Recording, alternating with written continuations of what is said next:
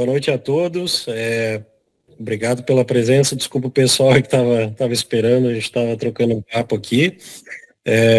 Gente, bem-vindos a mais uma reunião de estudos aqui do grupo eBird de Santa Catarina, que é um grupo de estudos em observação de aves e ornitologia, que é moderado pela equipe regional de revisores do eBird. E, como de praxe, a gente faz reuniões, trazendo pessoas que entendem muito de um tema, de uma região, para a gente trocar ideia e aprender mais uns com os outros.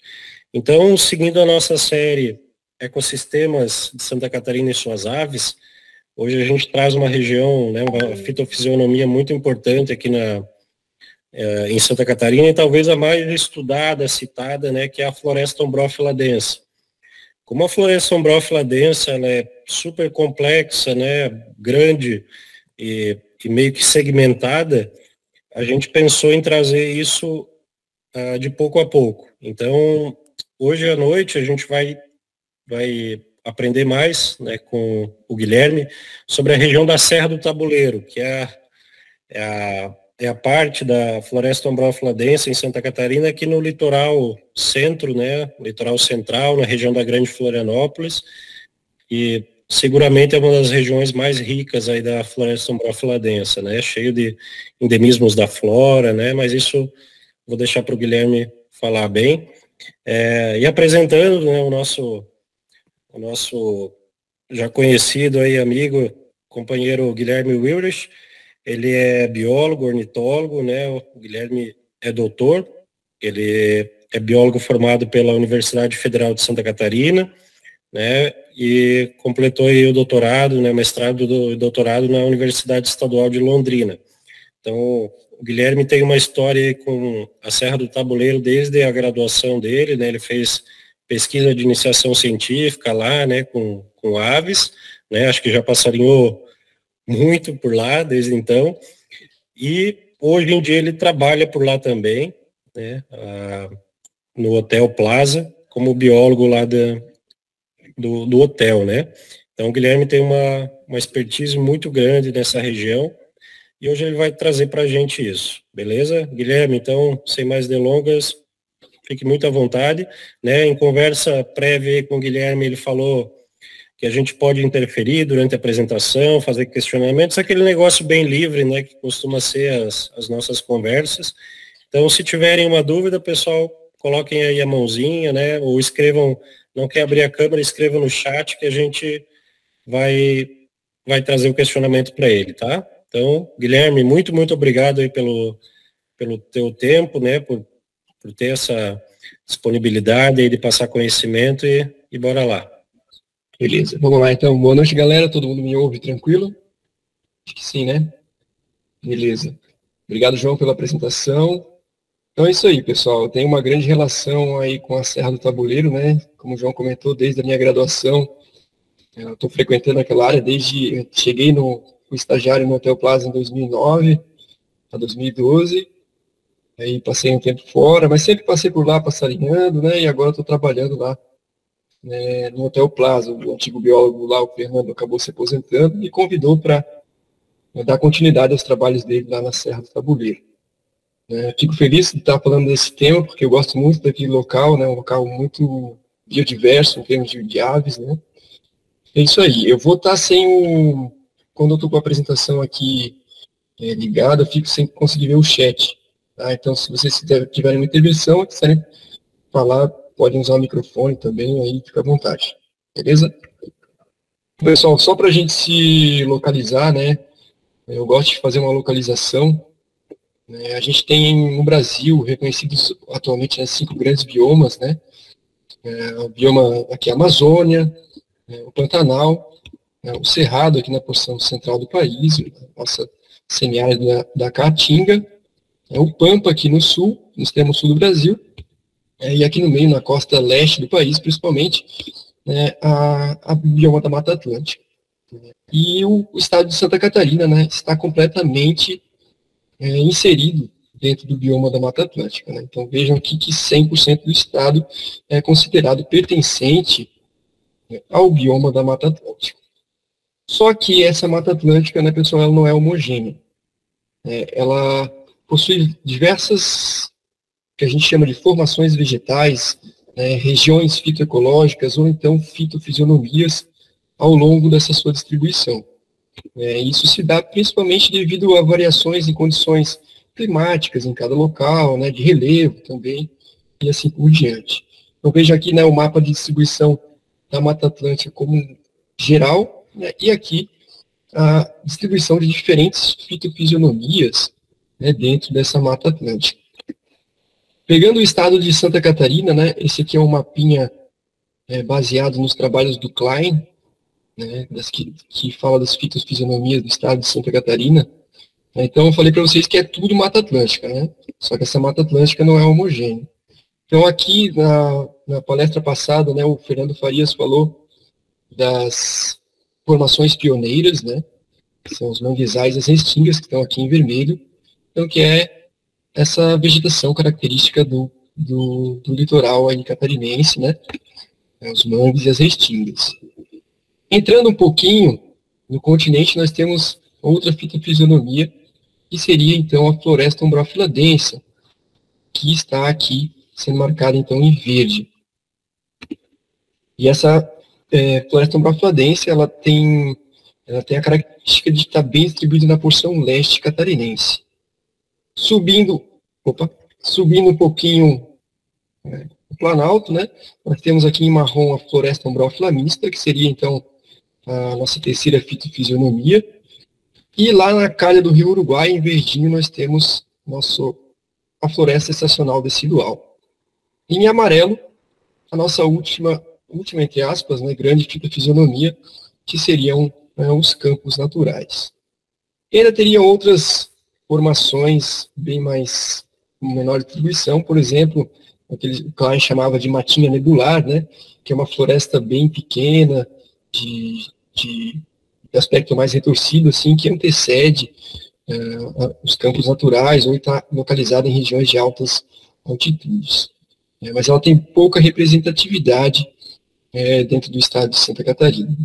Para quem frequenta lá a região do Morro da Antena e Urubici, seria mais ou menos a vegetação que cobre aquela região lá. É uma matinha bem baixinha, que está sempre marcada, por exemplo, por neblina, alta umidade, assim por diante.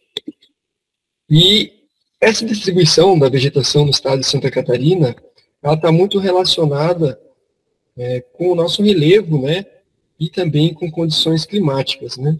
Queria que vocês olhassem esses dois mapas aqui à nossa direita, que são bem interessantes. Esse aqui de cima mostra a altitude do estado, então dá uma ideia para a gente do relevo. As porções em verde claro aqui são as mais baixas, tá? Vai ficando verde escuro, vai subindo um pouco. Aí o marrom aqui é mais alto e o branco seriam as regiões de maior altitude. Tá? Então, isso é acompanhado pelo clima. Então, vejam aqui tem um mapa de temperatura média anual, aqui embaixo, no canto direito. Vejam que a região aqui do litoral, onde temos aquelas regiões mais baixas, são regiões bem mais quentes. Enquanto que a gente sobe a altitude aqui, nós temos regiões com temperaturas bem mais frias. O azul aqui são as temperaturas mais geladas. E se a gente jogar esses mapas para a vegetação, a gente vê, então, que a floresta umbrófila densa, eu falei esse verde aqui, ela está distribuída na porção mais baixa e mais quente do estado. Enquanto que a floresta de araucária e os campos de altitude estão distribuídos aqui no Planalto, que é mais frio, mais alto e mais frio, enquanto que a floresta estacional decidual, ela já está distribuída numa altitude também mais baixa, né, no Vale do Rio Uruguai aqui, e também mais quente também. Então é bem interessante a gente analisar todos esses contextos, né, a influência da altitude, nas temperaturas, e como que isso distribui a vegetação pelo estado de Santa Catarina. Eu quis dar essa geral aqui, nas fitofisionomias, porque às vezes as pessoas não sabem, né? A gente tem, não sei o que cada um aqui estuda, o que cada um trabalha, né? E às vezes as pessoas não sabem dessa distribuição diferencial das fitofisionomias dentro do estado de Santa Catarina. E como a gente vai ter mais uma palestra sobre campos e floresta de araucária, talvez estacional semidecidual também, acho importante a gente deixar isso bem claro antes da gente dar continuidade a essas palestras, né? E é interessante, então, pessoal, que cada uma dessas fitofisionomias que a gente conta no estado, ela vai ter uma avifauna característica. Né? Eu participei de um estudo bem legal, que a gente comparou a composição da avifauna da floresta ombrófila densa, no litoral, com a floresta ombrófila mista, na floresta da araucária, e a floresta estacional semidecidual no oeste do Paraná. E a gente comparou a composição de espécies de aves nesses locais. Então a gente viu aqui, ó, que cada grupo de floresta, aqui esses DF aqui são as florestas ombrófila densa. O SF é semidecidual e o M aqui é mista. Então vejam que formaram agrupamentos bem juntinhos, né? Então isso significa o quê? Que cada um dessas fitofisionomias, ou dessas formações vegetais, elas vão ter uma avifauna característica. É claro que, né, tem aves que vão se repetir nessas fitofisionomias, por exemplo, pula-pula, né, Basileuthrus pullicibro, que vai ocorrer em todas. E tem outras espécies que não. Né? E tem espécies que vão ocorrer em todas, mas que vão variar em abundância em cada local, cada fitofisionomia. Então vão ser mais abundantes na floresta ombrófila densa do que na mista e na semidecido e assim por diante. Tá? Que implicações vocês acham que isso pode ter aí para a conservação? Vocês têm ideia, não? Que tipo de implicação isso pode ter? A implicação é que, se a gente quiser conservar, né, o bioma da Mata Atlântica, a gente precisa dar um jeito de proteger todas as nossas fitofisionomias. Isso aqui é muito interessante. Não adianta a gente preservar só a floresta ombrófila densa e esquecer da floresta ombrófila mista, ou da semidecida, ou da decida, né, ou dos campos, que a gente vai estar perdendo biodiversidade. Mas eu queria voltar nesse mapinha de relevo, que eu achei bem legal, para a gente poder começar a falar da Serra do Tabuleiro. Então, a gente tem aqui, analisando esse mapa, né, a bacia do Rio Uruguai, né, que eu já falei para vocês, onde está distribuída a floresta estacional decidual. É uma região mais baixa, né, veja que os rios, eles erodiram o planalto aqui, né, formando a bacia do Rio Uruguai. Nós temos aqui a região então, do Planalto Catarinense, e dos campos em cima da serra também, né, que é a região de Água Doce, que é a região de Lages, né, Coxilha Rica, essa região aqui, onde está distribuída a floresta de araucária. Nós temos aqui no litoral, então, as planícies costeiras, né, ou pluviais, né, que recebem influências dos rios que descem para o litoral. Nós temos aqui o Vale do Rio Itajaí-Açu, nessa porção quase que central do estado, né, um pouquinho mais a norte, né, erodindo também o Planalto em direção ao litoral e separando dois blocos grandes de serra, né, que é a Serra do Mar, que fica aqui na região de Joinville, né, quem já foi lá para passarinhar lá no Rio do Júlio, já subiu a Serra Dona Francisca, né, onde aqui faz parte da Serra do Mar, né, que vai subir até ali do Paraná, São Paulo e assim por diante. E aqui embaixo nós temos os paredões da Serra Geral. Quem já foi na terra lá do João, né, ali perto de Nova Veneza, aquela região ali, né, Parque Nacional da Parada da Serra, quem já subiu no Morro da Igreja em Urubici, foi aqui ver esses paredões da Serra Geral. E separadinho aqui na frente nós temos um conjuntinho de serras menorzinhos, né, que são as chamadas serras do leste catarinense. Entre elas a gente pode destacar, por exemplo, a Serra de Itajaí, onde está situado o Parque Nacional da Serra do Itajaí, né, o segundo maior parque do estado, e a Serra do Tabuleiro, aqui bem próxima do litoral, bem dizer, a cadeia de montanhas mais próxima que nós temos do litoral. E aqui está localizado o Parque Estadual da Serra do Tabuleiro. Então, agora que estamos localizados, né, vamos seguir aí, vamos, enfim, falar da nossa Serra do Tabuleiro. Tudo tranquilo aí, pessoal? De boa? Beleza. Muito legal essa apresentação inicial aí, Bob. Acho que faltava a gente ter esse aparato geral mesmo, muito massa. Eu acho legal, assim, falar disso, porque tem pessoas que não sabem dessa distribuição, né, da influência do relevo na distribuição da vegetação e tudo mais. Enfim, vamos lá. Bom, gente, então a Serra do Tabuleiro, né, voltando aqui, né, tá aqui, né, e nessa região aqui, então, né, bem próximo da capital de Santa Catarina, Florianópolis, né, Santa Amaro da Imperatriz, aqui toda a região da Grande Florianópolis, né. Então, pessoal, a Serra do Tabuleiro, né, é uma região de serra muito próxima ao mar, né, ao litoral, e ela vai ali, bem dizer, do nível do mar, né, se pegar, vamos dizer, ali o costão ali do Morro dos Cavalos, ele vem do nível do mar, e vai até quase 1.300 metros de altitude. Que é uma altitude bem elevada, mas, se não me engano, o pico mais alto é 1.284 metros de altitude. Isso em poucos quilômetros, né? Então, uma coisa interessante da Serra do Tabuleiro, que está relacionada, na verdade, à importância dela, é que em poucos quilômetros aí do litoral, a gente vai ter quase todas as fitofisionomias de Santa Catarina representadas nessa serra. Aquele mapa que eu mostrei é um mapa mais geralzão, né, das fitofisionomias. Mas a gente vai ver que quase todas elas estão representadas aqui na Serra do Tabuleiro, exceto a floresta estacional decidual, que está lá na calha do Rio Uruguai. E essa alta representatividade da flora catarinense, né, que fez com que dois pesquisadores muito importantes aqui do estado, o padre Paulino Reitz e o Roberto Klein, sugerissem, né, a criação, incentivassem, né, a criação do Parque Estadual da Serra do Tabuleiro em 1975, né, para que fosse preservada grande parte da flora catarinense, além, né, da sua fauna associada, seus mananciais de água, né, numa região também que tem águas termais, né. Então, era uma região que eles consideravam muito importante para o estado, e sugeriram a criação desse parque em 1975.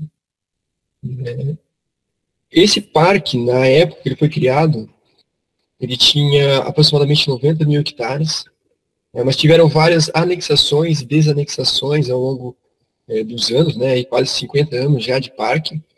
Então, atualmente, a área dele é de 84 mil hectares. Aqui, em verde, estão os limites do Parque Estadual da Serra do Tabuleiro, né, e ele, basicamente, ele engloba aí toda a região da Serra do Tabuleiro.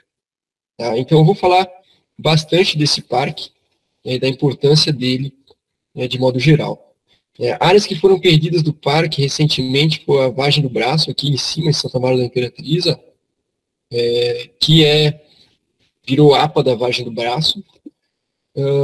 Aqui na região de São Bonifácio e São Martinho tinha um pedaço do parque também que virou APA da Vargem do Cedro.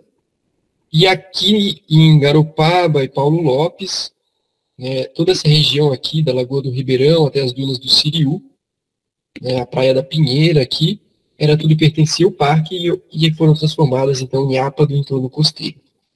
Tá? E esses aqui são os limites atuais aqui do Parque Estadual da Serra do Tabuleiro, que vai englobar, então, toda a Serra do Tabuleiro. Certo?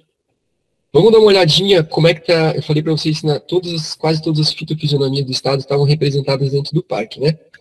Então vamos dar uma olhada nesses mapinhas. Aqui, à nossa esquerda, nós temos o mapinha da vegetação, e aqui à direita nós temos o mapa de altitude. Então vejam aqui, né? Verdinho escuro é quase nível do mar, zero, né? Altitude zero. E o máximo vermelho aqui, 1.284 metros. Aqui na altitude máxima aqui da Serra do Tabuleiro. Eu gosto mais de olhar para esse mapa aqui, que é um mapa de gradientes altitudinais, né, que mostra aqui verdinho de 0 a 100, aqui o vermelhinho maior que 900 metros e assim por diante.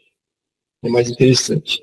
Então vejam que, vamos olhar para o mapinha da vegetação aqui, nas regiões de baixa altitude, né, nós temos aqui as formações pioneiras, né, que foram tratadas pelo Fernando na última palestra, né, a região de Restinga, da Baixada do Maciambu, a região de Manguezal, da foz do rio Cubatão. Nós vamos ter uma região de floresta umbrófila mista, né, floresta de araucária, na região aqui de São Bonifácio, na divisa, né, entre São Bonifácio, Santa Maria da Imperatriz e Paulo Lopes, aqui em cima. Esse aqui é o núcleo de araucária, do Parque Estadual da Serra do Tabuleiro. Nós vamos ter também uma região de campos de altitude, tá, nas regiões de topos de morro aqui da Serra do Tabuleiro. Então, nessa região aqui, ó, nós vamos ter aqui em cinza, eu não sei se está muito bem claro, mas dá para ver umas manchas em cinza aqui, ó, são regiões consideradas, então, de campos de altitude. Mais uma fitofisionomia aí do estado. São fragmentos pequenos, é claro, né? Nós vamos ter ainda matinha nebular, né? Que são esse verde esse meio verdinho, meio esquisitinho aqui, né? Que são as matinhas que antecedem os campos, né, que estão em regiões, são matinhas baixinhas, né, que eu já comentei com vocês. E praticamente aí 90% do parque vai ser região, então, da fitofisionomia de floresta umbrófila densa, né? Toda essa região aqui, né, esse verde um pouquinho mais escuro, depois que eu vou falar o que é, né? E esse verde mais clarinho que está aqui, por aqui, tá? Que são diferentes tipos de floresta umbrófila densa. Mas eu vou falar isso mais para frente.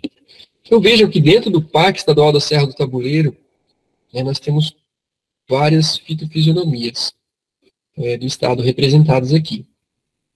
Então isso, eu já falei para vocês que cada fitofisionomia tem uma fauna associada. Então a gente pode esperar que o Parque Estadual da Serra do Tabuleiro vai ser um lugar de altíssima biodiversidade, né, de aves, nesse caso, né, a gente está vendo hoje. Ele já era reconhecido, né, por causa da flora, né, então nós temos também uma altíssima biodiversidade de aves, né, porque nós temos quase todas as fitofisionomias representadas. Cada fitofisionomia tem uma ave e fauna diferente. Para vocês terem uma ideia, na última compilação, que nós estávamos fazendo a lista das aves da Serra do Tabuleiro, nós estávamos em 435 espécies de aves no parque, sendo 115 endêmicas da Mata Atlântica, ou seja, espécies que só ocorrem no bioma Mata Atlântica, e 32 delas ameaçadas de extinção.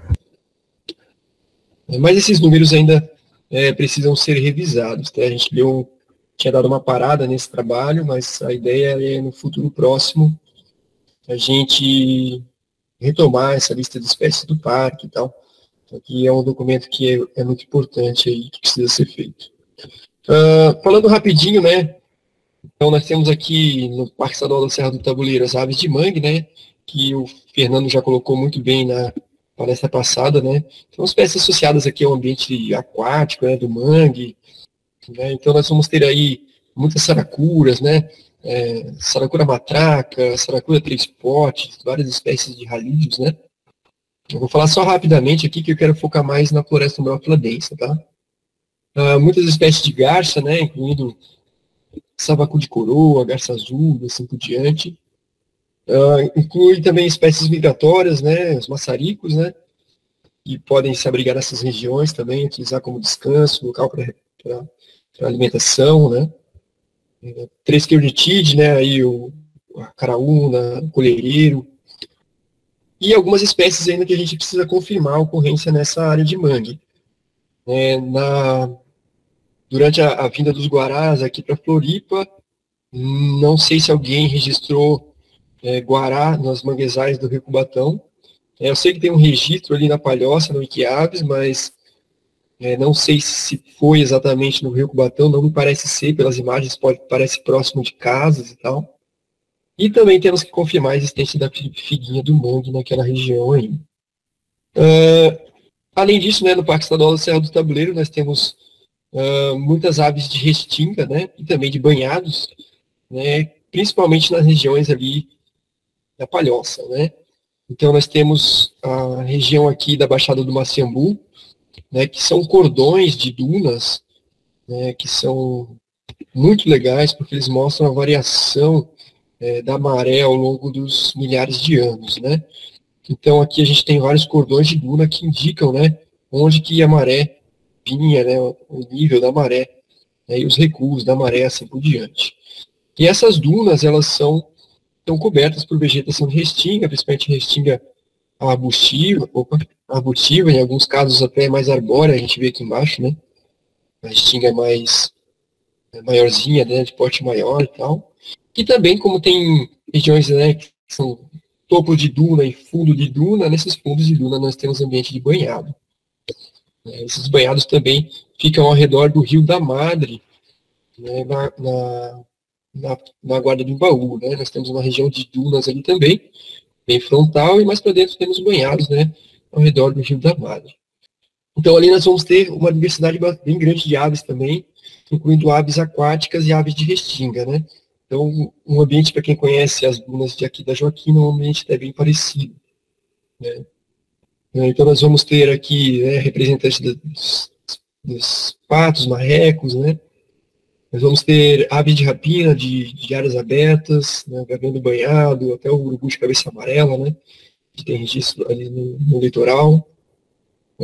Essa aqui é a fotinha do Sandro, né, peguei do Iquiaves agora, eles registraram lá Jacurutu, eu sei que o Ale Bianco, acho que também tinha encontrado bicho por lá. Tem uma população de bicudinho do brejo ali na região da Lagoa do Ribeirão. Infelizmente, a Lagoa do Ribeirão foi a região que foi retirada do Parque Estadual da Serra do Tabuleiro, né, virou APA, mas acredito que no entorno do Rio da Madre também deva ter, então, bicudinho do brejo ali, né, que a Lagoa do Ribeirão está ligada ao Rio da Madre, né. Fotinha aqui do Fernando Farias, eu não tenho foto boa desse bichinho aí. Muita Maria da Restinga, nas regiões de Restinga ali do Parque Estadual da Serra do Tabuleiro, né. Temos registro também de tricolino e recentemente, né, também o Sandro e o Márcio acharam o amarelinho do junco, né, naquela região, que é muito legal, né, mostra a importância também para as espécies migratórias, né. Duas espécies ameaçadas para o estado de Santa Catarina, o Tia-sangue e a Ceira sapucaia, podem ser encontrados ali nas restingas do Parque Estadual da Serra do Tabuleiro. Várias espécies de icterídeos, né, cadeado banhado e assim por diante, né, Garibaldi, e inúmeras outras espécies associadas a esses ambientes mais abertos, né, e banhados, né, barulhento, canário do brejo, sabiá do banhado e assim por diante. Então, não vou me deter muito a falar desses bichos aqui de áreas que já foram ditas, né, pelo Fernando, né, mas só mostrar que tem aqui pela região, né, pode ser um local bacana para se passear aí no Big Day, né. Então vamos, né, à Floresta Umbrófila densa. A Floresta Umbrófila densa, então, que ocupa, então, principalmente as encostas da Serra do Tabuleiro, né. Aqui um aspecto geral, né, interior de uma Floresta Umbrófila densa. Então vamos lá. Então, Floresta Umbrófila densa é a fisionomia predominante do Parque Estadual da Serra do Tabuleiro, né. Como eu falei, ela ocupa principalmente as encostas da serra, e é um ambiente de altíssima complexidade. Querendo ou não, áreas abertas, eles são ambientes um pouco mais homogêneos, né? A região de Restinga e tal, banhados, são áreas mais homogêneas, enquanto que a floresta umbrófila densa é altamente complexa. E isso se dá por vários motivos, né? O primeiro deles é a alta diversidade de plantas, nós temos muitas espécies diferentes de plantas, e também porque nós temos uma grande estratificação dentro da floresta. O que significa isso? Vamos tentar entender melhor. Essa estratificação ela vai criar microhábitats para diferentes espécies. Então, vamos ver o que é essa tal de estratificação.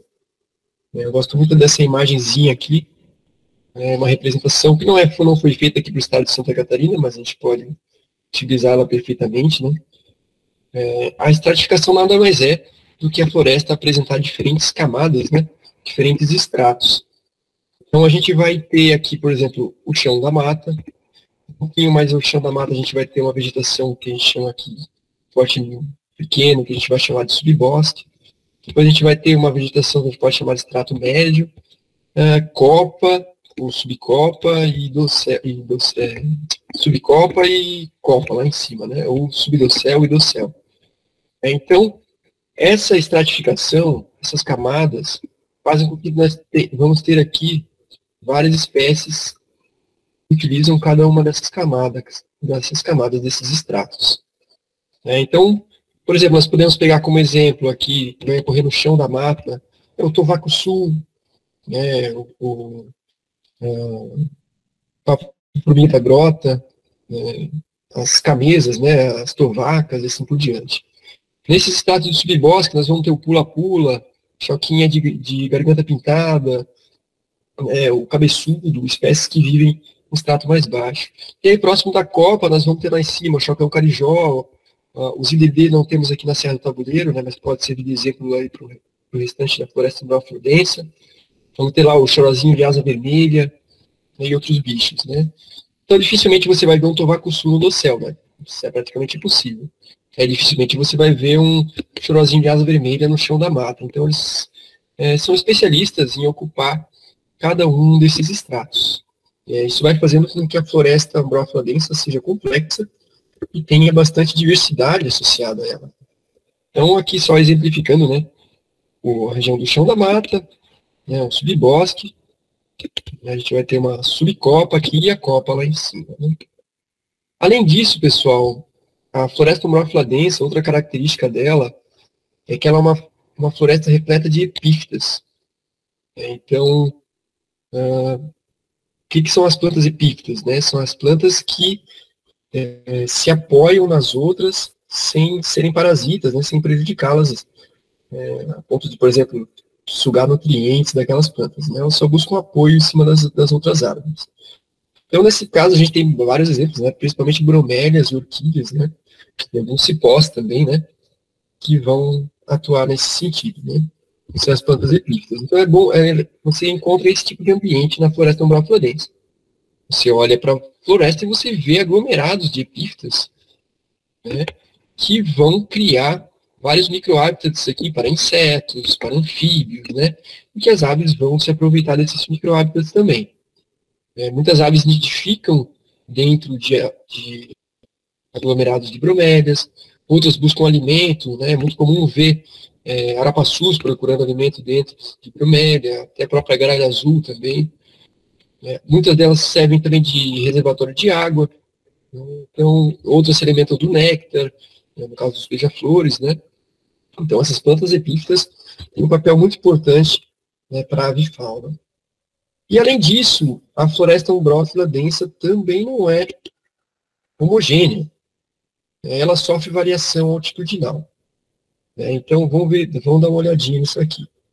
Eu lembro que no grupo lá do Birdwatching, do eBird, Santa Catarina, o pessoal tinha perguntado, né? O que é uma floresta submontana, altomontana, etc. São todas variações dentro da floresta umbral-fluodense. Tá? Então são consideradas fitofisionomias. Até aqui o Klein chamava a matinha nebular, que é a floresta altomontana de fitofisionomia, né? Mas a gente tem aqui variações dentro da floresta umbral-fluodense. Então a gente tem nas regiões do litoral, nas áreas mais planas, né, a chamada floresta de baixada. Né. Subindo um pouco, a gente vai ter a floresta submontana, subindo de altitude mais um pouco a floresta montana, subindo mais o topo do morro a floresta altomontana, e lá para cima os campos de altitude, e depois no planalto catarinense, que é a floresta de araucária. Né. Essa figura aqui também não foi feita para a nossa região, tá, pessoal? Mas eu só usei como exemplo. Mas ela é bem didática, né, porque ela mostra que a gente vai ter diferentes... A floresta umbral-fluodense ela vai ter diferentes formas conforme a altitude. Isso se dá por vários fatores. Por exemplo, o tipo de solo, né, geralmente florestas de baixada, a gente tem acúmulo de sedimento, né? Então, os sedimentos eles saem dos topos do morro, vão descendo com a água e vão se acumulando nas partes mais baixas. Então, as florestas mais baixas vão ter regiões de alta sedimentação, são solos extremamente ricos em nutrientes, né? Enquanto que a gente vai subindo, o solo vai ficando mais raso e mais pobre. E, além disso, conforme a gente vai subindo, a gente tem mais uma diferença climática também. Né? Então, a gente vai ter aqui regiões mais frias, bastante úmidas, e aqui embaixo mais quentes, né, e também bastante úmidas, nesse caso aqui de Santa Catarina. E isso vai refletir em diferentes composições de vegetação ao longo dessa escalada de altitude. Né? Então, aqui no estado de Santa Catarina, segundo o Manual Técnico da Vegetação Brasileira, do IBGE, seria mais ou menos essa faixa de altitude, né, que cada uma desses tipos de floresta umbrófila densa estariam representados. Então, aqui entre 0 e 30 metros, nós teríamos as florestas de baixada, que lá na frente, próximo do mar, se misturariam então com as restingas, né, restinga arbórea, depois restinga arbustiva, né. Entre 30 e 400 metros teríamos a submontana, entre 400 e 1.000 metros a floresta montana, e acima de 1.000 metros a matinha nebular, ou floresta altomontana. Vocês não precisam, assim, usar 31 metros já não é mais mata de baixada, também não é assim, né, isso varia um pouco, isso é uma média, né, pessoal. Então tem autores que consideram, por exemplo, floresta de baixada até 50 metros, por exemplo, mas é uma média que se usa aqui dessas faixas de altitude, né? Claro que isso pode ter uma certa variação, certo? E isso faz, então, né, também com que as aves se distribuam de maneira diferente entre cada uma desses tipos de floresta umbrófila densa aqui. Então, por exemplo, se a gente pegar os bichos aqui da Serra do Tabuleiro, a gente vai ter, por exemplo, marinha catarinense nas baixadas. Aqui na floresta submontana, ainda na baixada pode ter o quiririzinho do mato, e aqui na submontana também. Subindo mais um pouco aqui, a gente vai ter o catraca, né, na floresta montana, alto montana, nessa região aqui. Então, essas diferentes vegetações levam a diferentes aves, né? Então, isso torna a floresta umbrófila densa altamente diversa. Tá muito rápido, galera. Vocês estão pegando aí? Tá de boa? Tá todo mundo quieto, hein? Todo mundo prestando atenção. É muita informação. Então, aqui é um ambiente realmente complexo. Alguém tem alguma dúvida aí para fazer? Eu tô quieto porque tá show de bola a explicação aí, cara. Respiradinha aí. Tá massa pra caramba aí. Beleza, vamos tocar então. A gente pode usar outros exemplos também, né? Eu falei dos hemitrículos, né? A gente pode usar as próprias drimófilas aqui, né? Sei lá. Ajuda aí, pessoal. Só Dormito, me ajuda com distribuição altitudinal, que bichos ocorrem aí. A borboletinha, isso, Maria da Restinga nas partes mais baixas, né? Borboletinha do mato nas regiões mais altas. O arapaçu arapaçu escamoso também na mais alta. Isso, boa. Nós vamos ter arapaçu rajado aqui nas partes mais baixas, subindo, pega lá o arapaçu escamoso, né? E assim por diante. Os picúminos também, né? Os pica-pauzinhos, né? O teminque, nebulosos. Isso. As florestas mais altas. Ali o Guilherme Melo falou também as camesas, né? As tovacas. Então, acho que no sudeste tem ainda mais meruloides, né? Campaniçona, depois a ruficauda, né? Então é bem... Isso, boa. As camesas também. E é isso aí. Os pula-pulas também, né? Se bem que pula-pula, as letras culicíveras distribuem tudo, né? Mas aí, por exemplo, pula-pula assoviador é uma região de mais alta altitude, né? Floresta da araucária também. Pula-pula ribeirinho, basicamente, vai ficar aqui embaixo, né? E assim por diante. Enfim. Guilherme, acho que uma coisa também seria legal se tu falasse, explicasse aí pra gente, que é a questão de... Né, aqui a gente está falando dessa variação altitudinal nessa composição em Santa Catarina, né?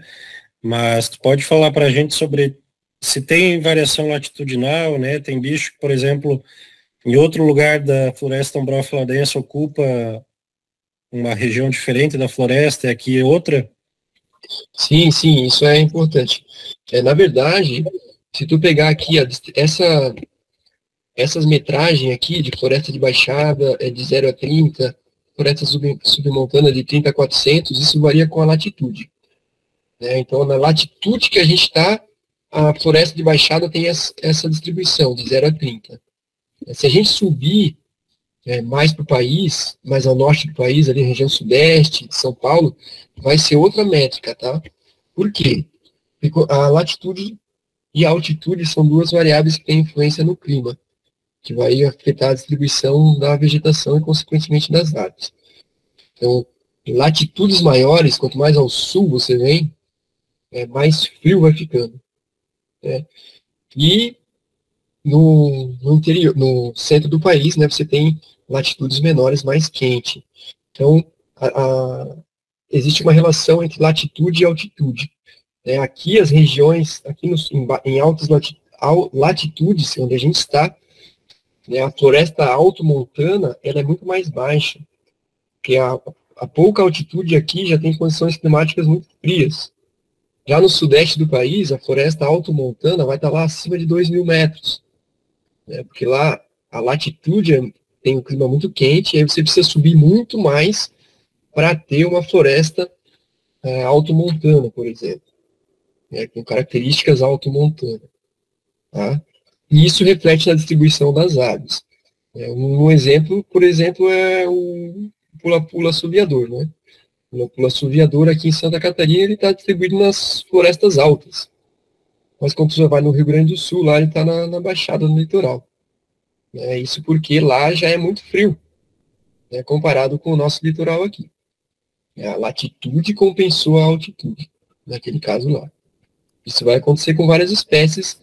Quanto mais você desce para o sul, mais você aumenta a latitude, naturalmente vai ficando mais frio. Então a distribuição das espécies também muda. Acho que era isso, né, João? Não sei se me fiz entender. Isso aí, Gui. Ótimo, cara. Muito legal. Só se elucidou para mim porque eu achei bem estranho. Tive recentemente no Rio Grande do Sul, eu estranhei porque tinha pula-pula assoviador, tipo, sei lá, na Restinga, quase. Isso. E aí eu não tava entendendo nada. E tinha também a noivinha de rabo preto, né? Mas eu não sei se ocorre por causa da mesma questão, por causa dessa questão latitudinal. Pode ser, porque questões de clima similares, né? O litoral do Rio Grande do Sul vai ter um clima frio que é similar mais à região interior do país aqui na Serra. Né? Enfim. Baita. Mas é essa questão aí.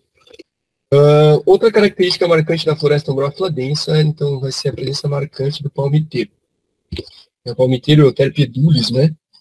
Então, você olha, ou deveria ser, pelo menos, né? Nos lugares ainda que o palmiteiro ainda existe, né?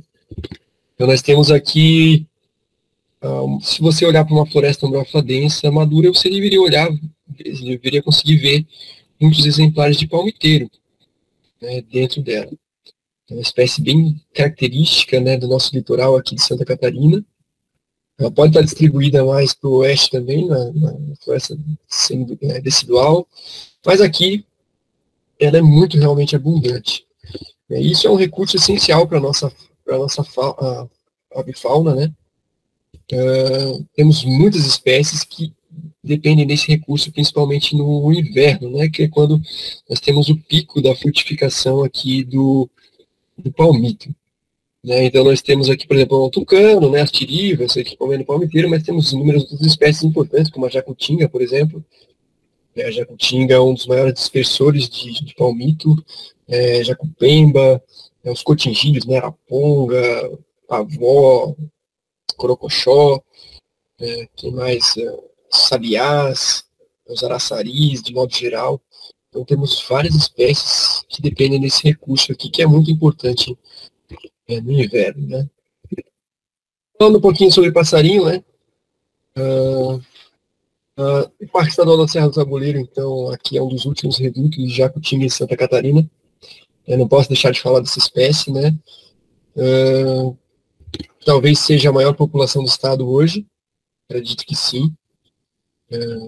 Se a gente pegar só os registros, né, no Wikiaves, como modo comparativo, assim, né? Aqui Palhoça, foi dentro do parque, Santa Maria da Imperatriz aqui, acho que tem um registro no meio da cidade, inclusive. Mas a maioria deles dentro do Parque Estadual da Serra do Tabuleiro. Aí os outros registros muito raros, né, no restante do estado. Então hoje, certamente, a população aí de jacutinga da Serra do Tabuleiro é a maior e não significa que o bicho seja abundante aqui. O bicho é registrado a cada 1, 2 anos, é bem difícil de encontrar também. As populações, até já pensei em fazer um estudo sobre a abundância de cracídeos aqui, em Santa Catarina, na Serra do Tabuleiro, mas, cara, eu rodo aquilo lá e é tão difícil de ver um cracídeo que o estudo daria resultado muito baixo, né? O que não deixa de ser um resultado também, né? Animador, inclusive. Guilherme, posso fazer uma pergunta aí sobre a jacutinga? Atualmente vocês têm uma noção, assim, eu sei que é difícil, mas mais ou menos uma estimativa, assim, populacional desse bicho por aí? Ou o tamanho dos bandos, quando aparece, como é que é? Acho que é um bicho que é super emblemático, né? Eu tenho um apreço bem grande também, acho que o pessoal gostaria de entender. Sim. Eu comentei ali, para mim é uma das histórias mais tristes, assim, em termos de aves, né, do estado, porque a gente perdeu esse bicho, tá extinto funcionalmente em quase todo o estado, né? Isso. Consegue falar um pouquinho mais pra gente aí da história? Sim, a gente tem aquele relato clássico do Fritz Miller pro Darwin, né? Eu não sei se todos conhecem, mas que é bem emblemático, né? Que o Fritz Miller escreveu pro Darwin, acho que foi pro Darwin, enfim, algum documento dele, que no inverno rigoroso, no Vale do Itajaí, foram abatidas cerca de 50 mil jacutingas em poucos meses, assim. Então, cara, a gente tinha muita jacutinga. Muita jacutinga. E o bicho foi dizimado. Hoje em dia a gente não encontra. Então, como tu falou, João, funcionalmente o bicho foi extinto. O papel que ele tinha de dispersor de grandes sementes praticamente não existe mais. E na Serra do Tabuleiro os bandos quando vêm, são pequenos. O máximo que eu vi foram 2, mas já teve registro de um casal com filhote. Acho que foram 2 filhotes, mas sempre quando o pessoal acha é 1 ou 2 indivíduos.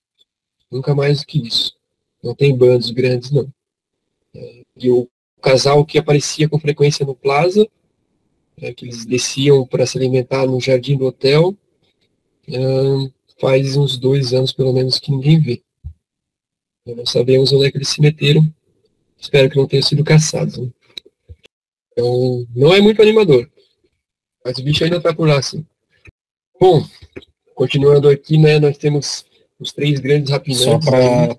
Opa, Guilherme, só que pediu para olhar o chat, né, o Roberto falou que no fundo da Vargem do Braço, trilha da Cachoeira do Fojo, alguns registros este ano aí de jacutinga, né? Então só para dar essa informação aí para ti também. Então, a Cachoeira do Fojo é um lugar bem interessante, porque tem talvez a mata mais preservada do Parque do Tabuleiro, né? E é uma das mais difíceis de acessar também, que é longe para dedéu aquele lugar. É longe pra caramba, mas bom saber que o bicho está por ali. Talvez ali seja um grande reduto, ainda que a gente consiga encontrar o bicho com mais facilidade, né? Espero que os caçadores não vejam esse vídeo. Ô, Guilherme, na verdade, a trilha da Cachoeira do Fojo, quem colocou esse nome foi eu e meu amigo. Nós que reabrimos essa trilha, estava fechada há uns 15 anos atrás. Tá. Quando chega na bifurcação que desce à esquerda para a Cachoeira, tem uma outra trilha que sobe em direção a São Bonifácio, ali que está o ouro da Jacutinga, viu? Registros ali legais. Essa trilha é muito boa, é meio cansativa, mas só ir de carro até o fundo da Vargem do Braço, atravessar aquele pasto e ir embora. A trilha está bem aberta, viu? E depois que nós abrimos lá para o pessoal que estava caminhando, tem uma trilha aí, daí colocaram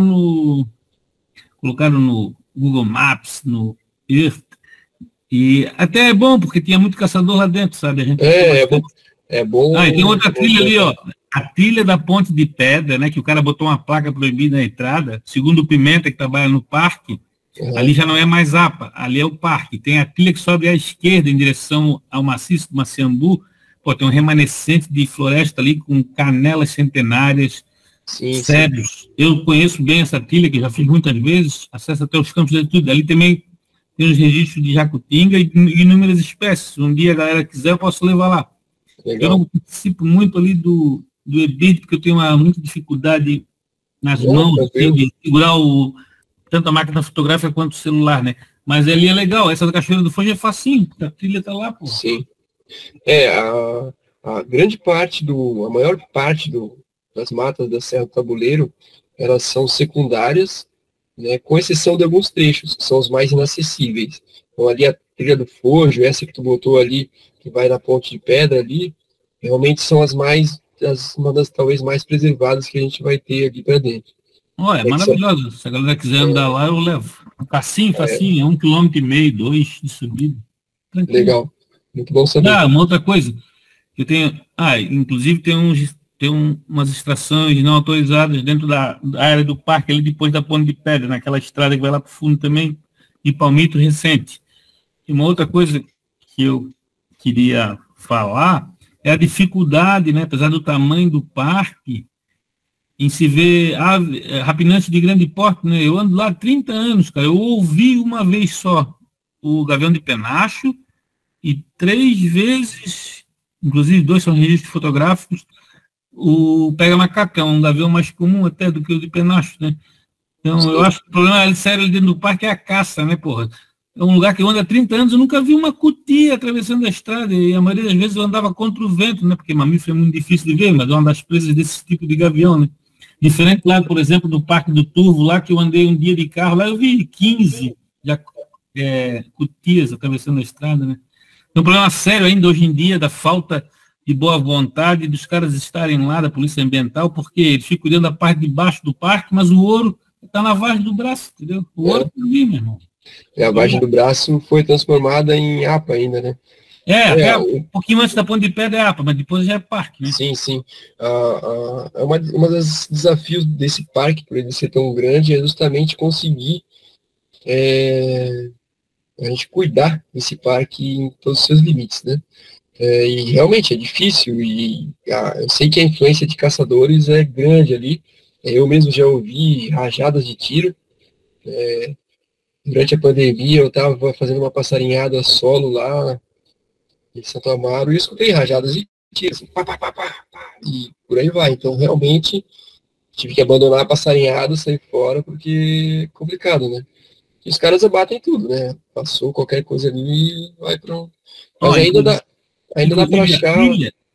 Desculpa só te interromper, a trilha da Ponte de Pedra que sobe para o lado esquerdo ali, que é uma trilha maravilhosa, que eu conheço bem, já fui inúmeras vezes, inclusive era um dos caras que era ocupante ali que me mostrou ela, eles chamam da trilha da caça grossa, né? Tem uns caras que continuam caçando ali, porque nesse verão, eu até publiquei no Facebook, eu achei um cartucho ali e tal, né? O cartucho estava novo ainda, nem estava enferrujado, então foi uma caça que aconteceu agora, recente, há poucos meses. Sim. Não tenho dúvida que a caça rola ali ainda. Mas ainda dá para encontrar esses gaviões florestais. A gente tem os 3 ali, não são fáceis de ver, mas ainda estão por ali. Então, de forma interessante, né, aqui na ilha de Santa Catarina, o pega-macaco é extremamente comum, né, que até talvez no estado inteiro, mas lá na Serra do Tabuleiro o pato parece ser mais comum e o penacho também é raro lá, mas dá para encontrar. Difícil, mas dá. Diversas outras aves de rapina também menores, né, aqui o gavião pombo pequeno, ameaçado de extinção, né, algumas espécies migratórias, né, aí o gavião tesoura, o solbi, o gavião bombachinha, várias espécies de coruja, né, o pessoal gosta de ir lá fotografar coruja também, os falcões florestais também ocupam bem aquela região. Muito legal, um bicho muito legal, muito fácil de se achar lá é a sabiacica, né, o pessoal daqui conhece lá a Serra do Tabuleiro.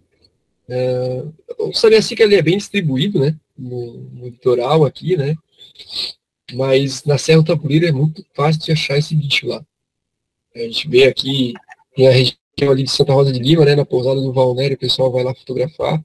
Mas em Santo Amaro a gente tem vários pontos aqui de fotografia desse bicho aí. Um bicho bem legal, a gente encontrar no Big Day também. Entufado certamente dos tesouros aqui das nossas matas da Serra do Tabuleiro. Certamente, não tenho dúvida, o lugar mais fácil do estado para encontrar esse bicho. Ali a gente tem, no Hotel Plaza, pelo menos 4 pontos que dá para encontrar esse bicho. Deve ter pelo menos uns uns 6, 7 indivíduos por lá. Só na área do hotel, então se pegar a Serra do Tabuleiro inteira vai ter bastante bicho, que é um bicho bem massa. Muita gente acha que ele não voa, mas eu já vi ele voar 2 vezes, pequenas altitudes, mas ele voa assim. Farias a testemunha comigo também.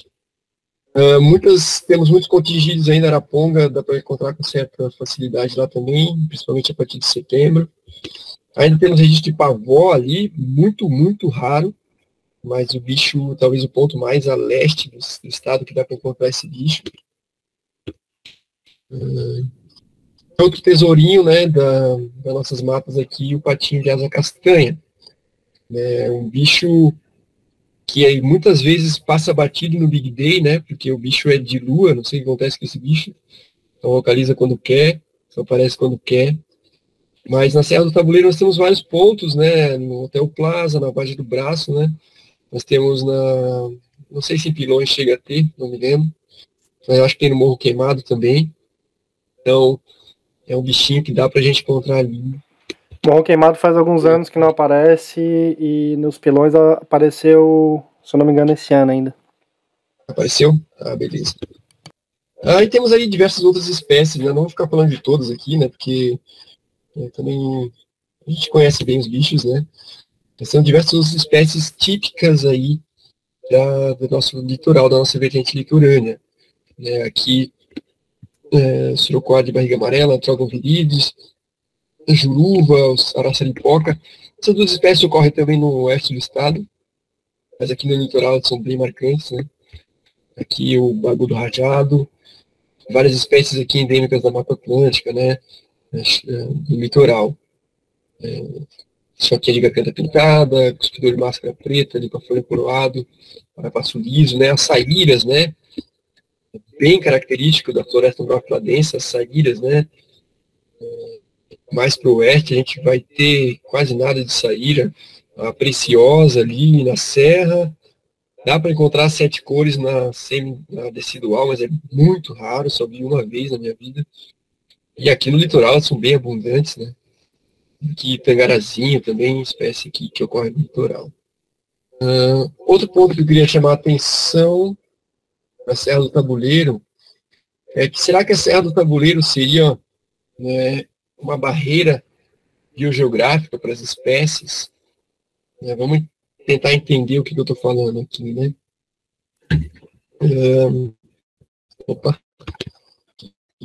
quero dizer o seguinte: nós temos várias espécies que têm a Serra do Tabuleiro como seu limite sul de distribuição. Elas só chegam até a Serra do Tabuleiro. Ou então elas se tornam muito raras depois da Serra do Tabuleiro. Eu vou dar alguns exemplos aqui para vocês. Peguei as mapinhas do Wikiabs, que eles são mais bem didáticos. Gavião pombo pequeno. Pega aqui o mapa de distribuição do bicho. Ó. Ele vem, para na Serra do Tabuleiro. E aqui para o sul tem 2 registros muito recentes. Um em Uruçanga, do Alebian. Um no Rio Grande do Sul. Mas é isso. O bicho até então vinha só até aqui. E nos últimos, aí, sei lá, 2 anos, o bicho tem 2 registros mais ao sul. E aqui na Serra do Tabuleiro até que a gente consegue ver ele com certa frequência. Tem um em Nova Veneza também, Guilherme. Nova Veneza? Ah, legal. Mas mesmo assim, é um bicho bem raro, né? É um registro só. Uhum. É um bicho bem raro. Acima da Serra do Tabuleiro, ele já é bem mais comum. Tia Sangue, né? Quase a mesma história. Olha o mapinha. Chega na Serra do Tabuleiro, puf, quase que não tem mais para baixo. Outro bicho. Arbo branco pequeno, Fetórios esquálidos. Olha aqui, ó. Ele vem, chega na Serra do Tabuleiro e some. Maria Catarinense. Limite sul de distribuição é a Serra do Tabuleiro. O último registro mais ao sul é em Pilões ali. Registro antigo ali, 2012, né? Do Anselmo e tal. Na região ali. Outros bichos. Trogon viridis, mesma história. Tec-tec, mesma história. Patinho de asa castanha, tem um registro lá em Uruçanga, lá do Alê. É isso só, para baixo da Serra do Tabuleiro. E na Serra do Tabuleiro a gente encontra ele em vários pontos, mas mais ao sul a gente não encontra esse bicho com tanta facilidade. Bem raro encontrar esse bicho. Então é bem interessante a gente analisar esses padrões de distribuição, né?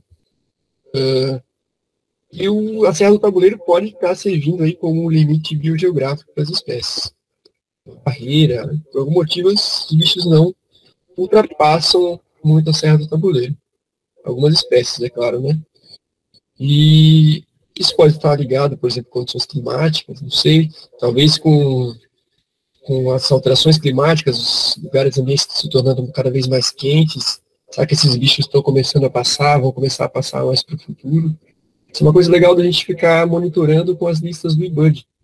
Né? Pegar as listas históricas, nunca tinha um bicho, o bicho começou a aparecer. O bicho começou a aparecer, e isso é um papel legal que as nossas listas podem desempenhar no futuro, né, de estar acompanhando as mudanças climáticas e a distribuição das espécies. Esses bichos aqui são bem emblemáticos, que eles chegam aqui na Serra do Tabuleiro, mais ao sul, eles são muito raros. Será que eles vão começar a ficar mais comuns, né, daqui para frente? Vamos ver.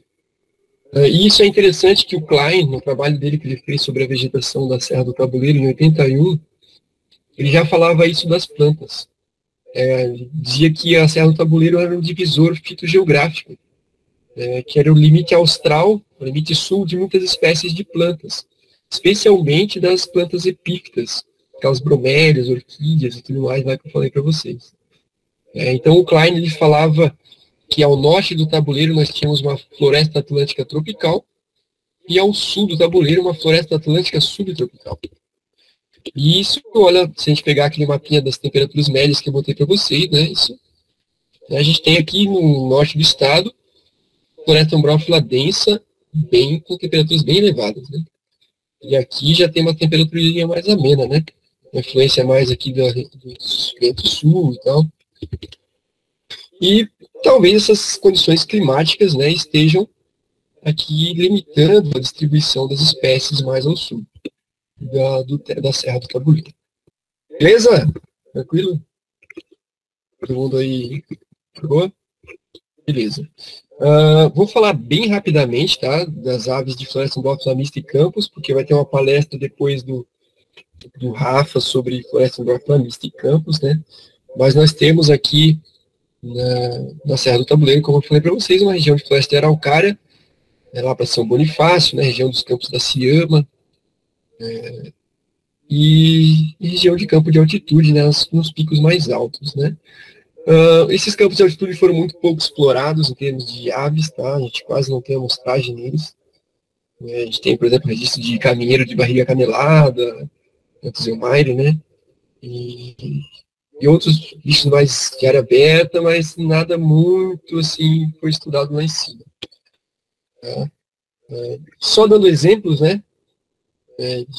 De algumas aves de floresta umbrófila mista e campos, né? Aqui temos registro lá de pica-pau anão carijó, catraca, pula-pula assobiador, choquinha de blé, peito pinhão, limpeiro, vaca de rabo vermelho, sabiá ferreiro, caso frade, esqueci o nome desse bicho aqui, o nome popular desse bicho. O caminheiro que eu falei para vocês, beija-flor de topete, então, bichos típicos aí das florestas de araucária, né? Que daí não vão ocorrer na floresta umbrófila densa, né? Pelo menos não sempre. Né? Nós podemos ter alguns registros desse bicho na área de floresta umbrófila densa quando esses bichos fazem migração altitudinal. Então, pela continuidade dos ambientes ali, garantido pela Parque Estadual da Serra do Tabuleiro, a gente consegue ver vários bichos fazendo aí a migração altitudinal, né? Então, essa migração altitudinal nada mais é do que o deslocamento dos bichos entre as faixas de altitude, né? Geralmente, eles se reproduzem no primavera e verão em ambientes altos, e no inverno, quando as condições climáticas e a disponibilidade de recursos é ruim, as partes mais altas é baixa, eles acabam descendo a serra. E aí temos vários registros de espécies que fazem esses movimentos ao longo das faixas altitudinais aí na Serra do Tabuleiro. Isso vale também para as outras regiões de floresta umbrófila densa do estado, né? Temos aqui, por exemplo, o clássico sabiá ferreiro, o ceaço frade, né? Quem está indo na Vargem do Braço agora está vendo bastante ceaço frade, esse inverno estava cheio lá.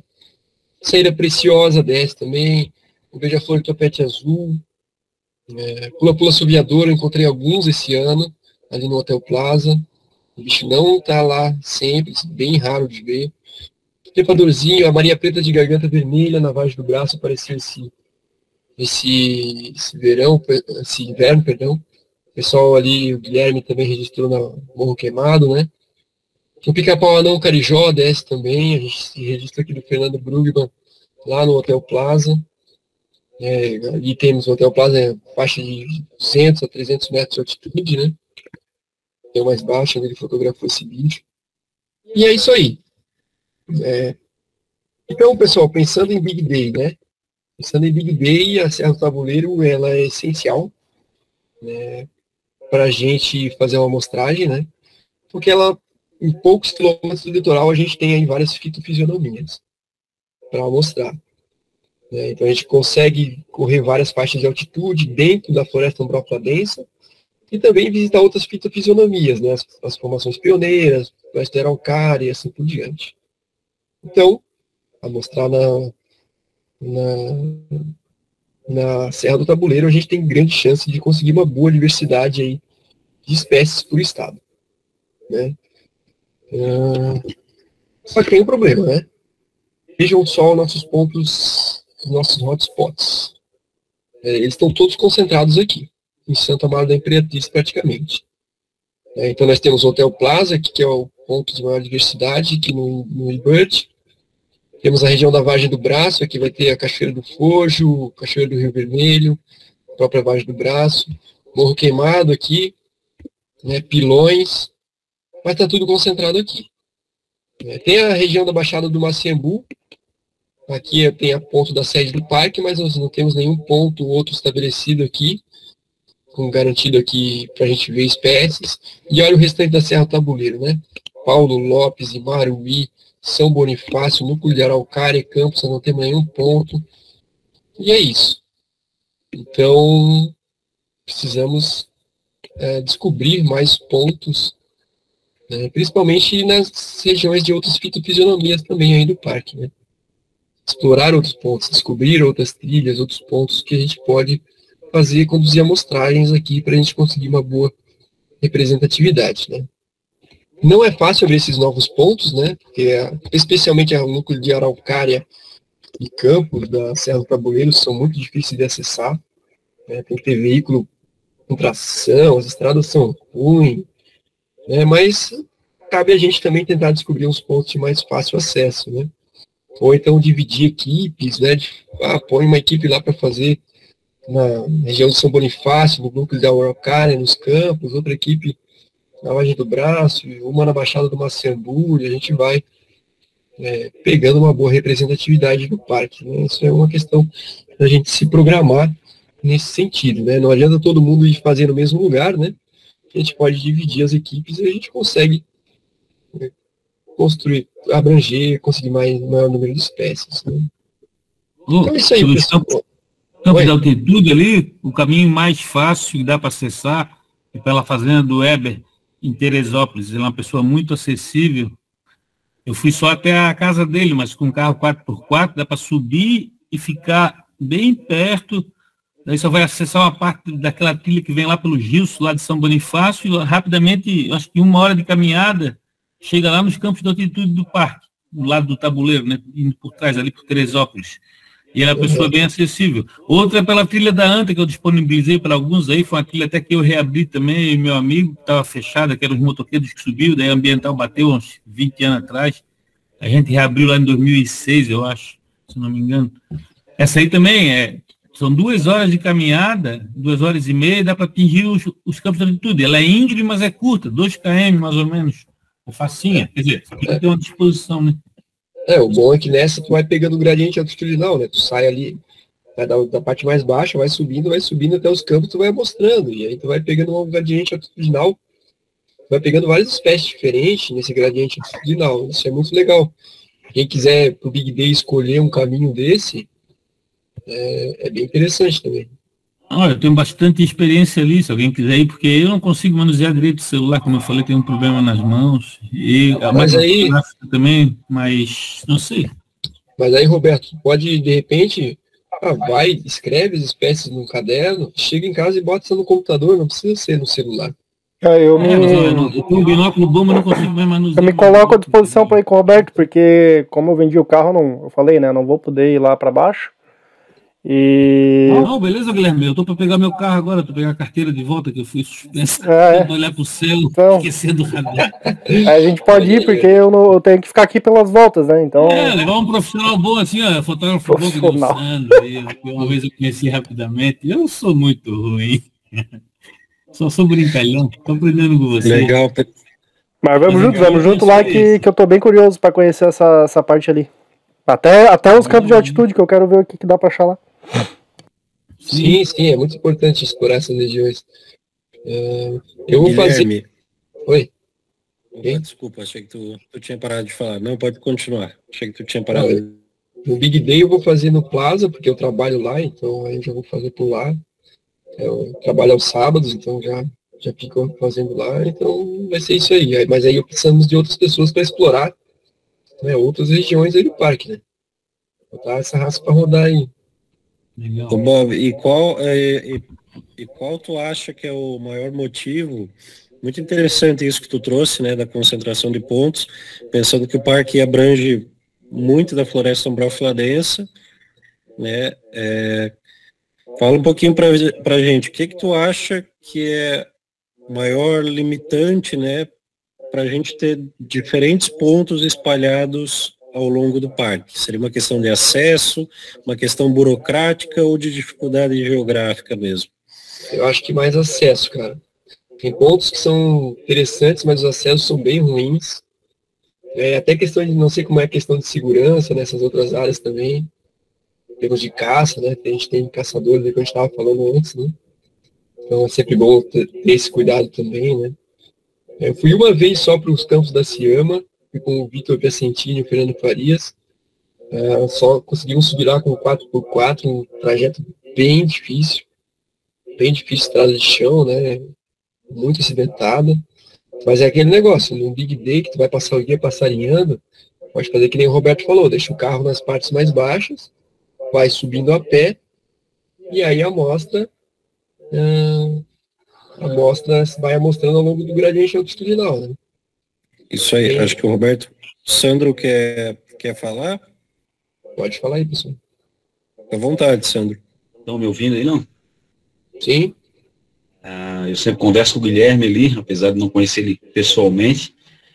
Eu sempre vou muito a Pilões, e eu estava vendo ali o Richard falar, né, sobre o lance da caça, né?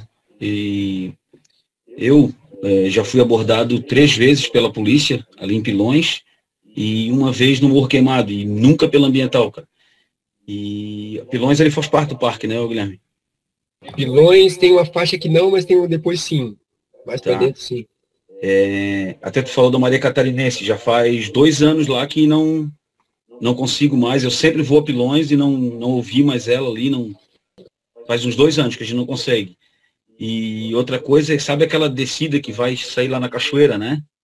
Tem aqueles bambuzais ali, né?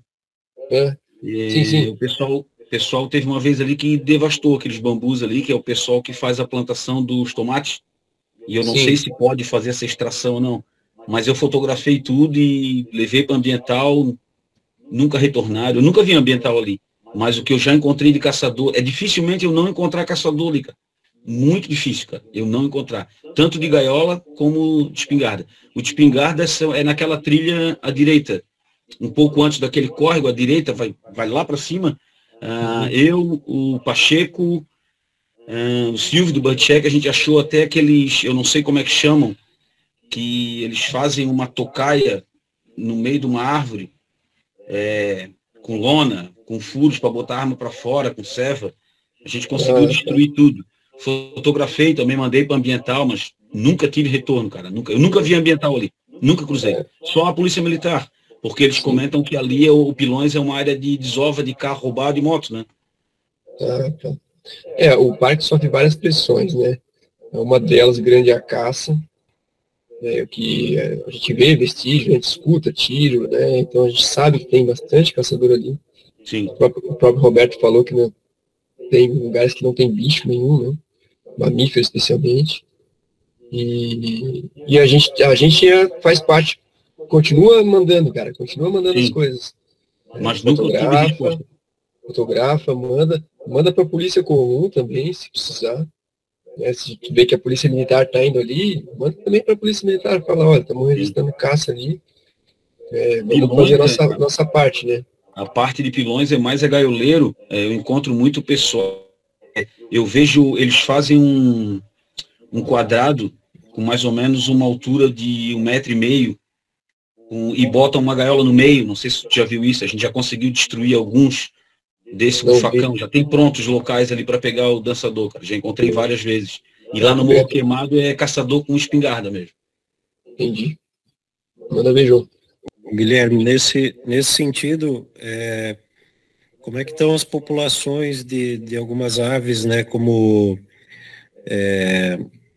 saltátor fuliginoso, né, o bico de pimenta, trinca-ferro, tinamídeos, né, macuco, inhambus, esses bichos mais procurados, como é que são as populações? Aqui, acho que, embora o parque seja muito protegido, me parece que a gente tem uma situação bem parecida aqui com o que acontece na Serra Geral ao sul. Né? Então, florestas vazias, né, aquele negócio de síndrome de floresta vazia, é a mesma coisa aqui, a gente não vê mamífero, anda a todo momento, não vê mais mamífero, né, e as populações de aves cinegéticas, né, caçadas, macucos e tal, são agora que o pessoal fala que está se recuperando. Jacutinga foi extinta, né, bico de pimenta eu nunca vi, né, ando há mais de uma dezena de anos aqui, nunca vi um bico de pimenta. Tem alguns lugares que a gente sabe que tem, mas na região da Serra do Tabuleiro, como é que estão essas populações? A gente sabe que ao norte é diferente. Jaú do Sul, por exemplo, fala aí. Jaú do Sul não tem registros atuais, tem um registro ali na região de São Martinho, só que é fora do parque, acho que foi o Ale Bianco que fez, fora do parque, e em outras áreas do parque não tem, mas em outros tinamídeos de forma geral está bem. Macuco, inhambus estão bem. Na primavera, setembro mesmo, dá para escutar rodo ali, pelo menos nas áreas que eu frequento. Saltato fuliginoso, bico de pimenta, eu nunca vi. Eu sei que tem registro em Santo Amaro ali, não sei se é dentro do parque, acho que é do Sidney Leal. Deve ser, porque ele roda bastante dentro do parque, mas eu, sinceramente, nunca vi. E mesmo o trinca-ferro ali não é tão comum assim. Esses bichos bem procurados por gaiola. Tem esse pessoal aí que frequenta outras áreas aí em Pilões, conseguiu ver bico de pimenta lá. Enfim, Sandro, não sei. Guilherme. Não, nunca vi nem bico de pimenta e nem trinca-ferro. Trinca-ferro, naquela parte ali, eu vou começar a escutar mais só em São Pedro de Alcântara pra cima. Tá. Não, ali no Plaza tem aparecido vários. Tá bem tranquilo até de trinca-ferro, mas não, bico de pimenta não. Mas com exceção do Jaú do Sul, os outros tinamídeos acho que estão com populações boas ainda. Cracídio é que tá feio, cara. Cracídio, Jacupemba, Jacutinga, tá difícil, só Aracuã. Outra coisa ali também que é complicado, principalmente ali nos Pilões, né, que a gente costuma ir mais com frequência, porque afinal de contas é mais perto do que lá pra dentro da Barra do Braço, né, que é sempre bastante tempo que o cara gasta só pra chegar lá. Abriu um clube de tiro ali, né? Ali do lado. A gente consegue ouvir os tiros o dia todo, praticamente. Nossa. Então, a gente... agora não dá nem pra saber se os tiros vêm em algum lugar dentro da mata ou se é do clube de tiro. Então, é bem chato, assim, fica bem pesado quando o cara começa a escutar, né? Então, sim. Um lugar um pouco chato, assim, de passarinhar, apesar de que, pô, é um lugar muito, muito massa de passarinhar ali, né? Tem bastante diversidade, assim, aparecem uns bichos que sempre o cara acaba aparecendo, o patinho de asa castanha às vezes. Então, alguns bichos que ocorrem mais difícil ali, ou que ocorre só no Plaza, acaba aparecendo ali nos Pilões também. Uhum. Isso aí. Acho que isso, né, todos esses apontamentos locais, né, principalmente de vocês que frequentam a área, né, conhecem conhecem ali, trazem uma realidade que é meio geral, né, para nossa floresta umbrófila densa, que é, imaginem, numa área gigantesca dessa, né, com floresta, claro que, como o Guilherme falou, muita floresta secundária, né, mas tem muito ambiente. Né, a gente já não tem algumas espécies que, alguns quilômetros, né, algumas centenas de quilômetros ao norte, dentro do nosso estado, já são bichos, né, não vamos dizer nem comum, mas são bichos que estão amplamente distribuídos. Eu vejo muito assim da Serra do Tabuleiro para baixo, um padrão muito parecido, né, aqui com as nossas florestas da Serra Geral, assim, florestas vazias de bichos grandes, né, os cracídeos também aqui bem ralos, e esses passeriformes também bem ralos, né, então, como a gente falou na live passada, né, naqueles problemas de conservação, nem sempre a existência do ambiente garante que esses bichos continuem, né, a viver nessa área. Mas muito legal esses apontamentos. Né? Por exemplo, os cotingídeos, o Guilherme, as arapongas, corocochós, pavós, né, são populações, tipo, eles são amplamente distribuídos ao longo das florestas ou são mais locais? Como é que é aí? Corocochó é bem distribuído na Serra do Tabuleiro. Araponga, em certas épocas, dá para encontrar, mas não é um bicho tão comum. Tu escuta ele no topo dos morros, assim, e já é bem mais difícil, mas dá para encontrar. Big Day provavelmente vai ter. A partir de setembro elas começam a aparecer bem ali, localizando, então araponga ainda tem. Pavó, que é um bicho que a gente não sabe quase nada. Tem 2 registros de bicho em Santo Amaro, só um documentado, o outro foi visual do Fernando Brugel, lá no Plaza, mas é um bicho também que a gente não sabe a situação desse bicho lá. Ó, achei interessante, o Rafa colocou aqui, né, saber desse registro em São Martinho, e próximo do Peste, né, mas está fora da área do parque, né, que tem bastante jaó. Falta a gente percorrer essa região de São Martinho, dentro do parque, para ver se tem populações de jaó nessas regiões ali. Entende? Mas é isso. Legal, Guilherme. Pessoal, alguém tem... Sim, de palestra acabou. Agora é dúvidas. É bate-papo aí. É isso aí, gente. Então, sintam-se à vontade aí. Eu acho que agora, principalmente, como a gente já apontou bastante essas questões locais de conservação, né? A gente sabe que, infelizmente, o parque sofre bastante pressão, né? De ameaça. Né? É importante ter essas pessoas locais aí falando sobre isso. Uma coisa, Guilherme, que eu gostaria que tu falasse para a gente, né? Principalmente, né, uma linguagem que a galera que não é biólogo, né, que não é da área entenda, que é a questão, né, a gente falou muito da floresta e bonitinha, né, a floresta, né, toda estruturada, com os dosséis e tal, mas pode comentar para a gente, acho que inclusive eu li um trabalho lá da tua galera de Londrina, que é o uso das aves acompanhando a restauração, né. A gente sabe que quando uma floresta sofre um impacto, né, por exemplo, é cortada, ela demora um tempo para ir regenerando, isso vai levando um tempo e ela vai modificando, né, ao longo desse tempo. Como é que é essa relação com as aves, né? Por exemplo, de uma floresta umbrófila densa, né, bem novinha até uma floresta primária. Tu pode falar isso para a gente um pouquinho? Claro. Eu falei para vocês ali que as florestas, elas têm uma estratificação, né? Deixa eu voltar naquele slide lá. Tem uma estratificação, né? A gente está falando isso quando a gente pensa numa floresta madura, né? A floresta que nós temos árvores antigas, árvores emergentes, né? Que são essas que ficam aqui em cima, né? Isso seria uma floresta madura. Quando você tira a floresta, você tem alguns problemas, né? Você corta, cortou a floresta fora. O primeiro problema é que a água vai vir e vai levar os nutrientes do solo embora. Então vai ficar um solo empobrecido. Aí esse ambiente vai começar a regenerar. Aí você vai ter o crescimento inicial das plantas e você vai ter um processo ao longo dos anos que a gente chama de sucessão. Vão chegar algumas plantas que vão proporcionar sombra, começar a formar uma camada de folhas, né, de proteger o solo. começar a restaurar os nutrientes, e isso vai permitir que outras espécies de plantas comecem a se estabelecer, né? E assim por diante, até a gente chegar uma floresta que a gente chama de estágio avançado, né? O clímax também, o pessoal gosta de usar essa palavra, né? Eu prefiro estágio avançado. Mas, numa floresta que está em regeneração, nem sempre a gente encontra essa estratificação tão bonitinha, né? Então, muitas vezes, a gente não vai encontrar determinadas espécies, né, tão certinho, assim, que nem a gente encontra numa floresta bem preservada.